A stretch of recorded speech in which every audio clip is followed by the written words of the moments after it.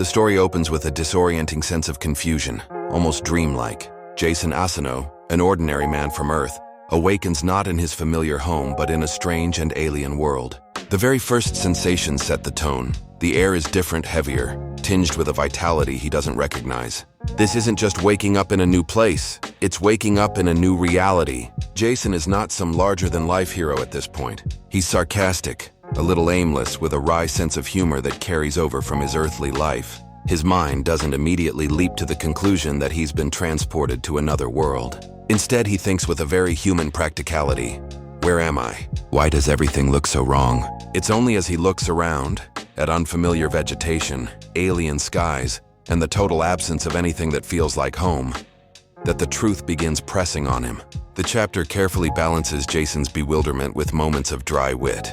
Rather than panicking, he makes jokes, even at his own expense. This is our first glimpse of the defining element of Jason's character, his sharp tongue and tendency to meet danger with humor, even when it borders on reckless. Before he can make sense of his situation, Jason stumbles into immediate peril. Strange monsters inhabit this world, and without warning, Jason finds himself in a deadly confrontation. He is utterly unprepared. No weapons, no training, and certainly no knowledge of how this world works. The encounter underscores his vulnerability.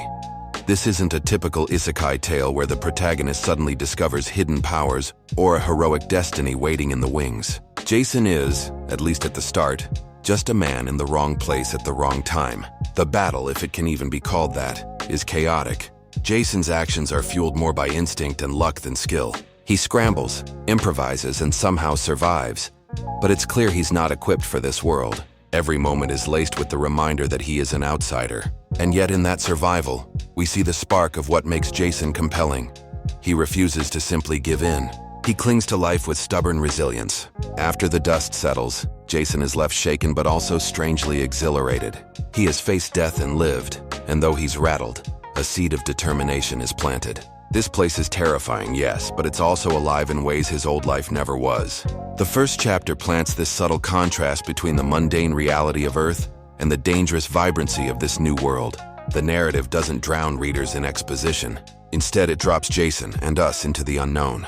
The systems of this world with its magical rules and dangerous creatures are only hinted at. There's mention of abilities, of powers to be gained, of structured hierarchies Jason doesn't yet understand.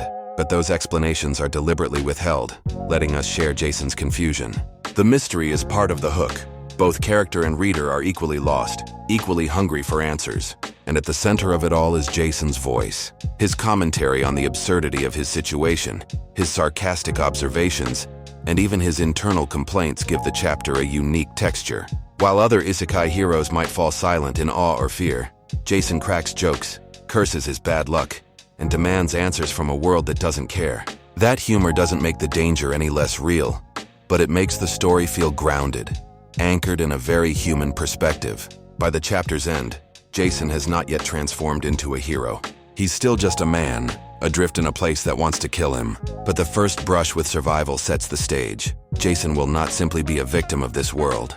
Whether through wit, stubbornness, or sheer recklessness, he's going to carve out a place for himself. As a first chapter, this is an excellent entry point. It establishes tone and character without giving away too much of the grander plot. Jason's humor is divisive. Some will find it refreshing, others abrasive, but it ensures he isn't a generic protagonist.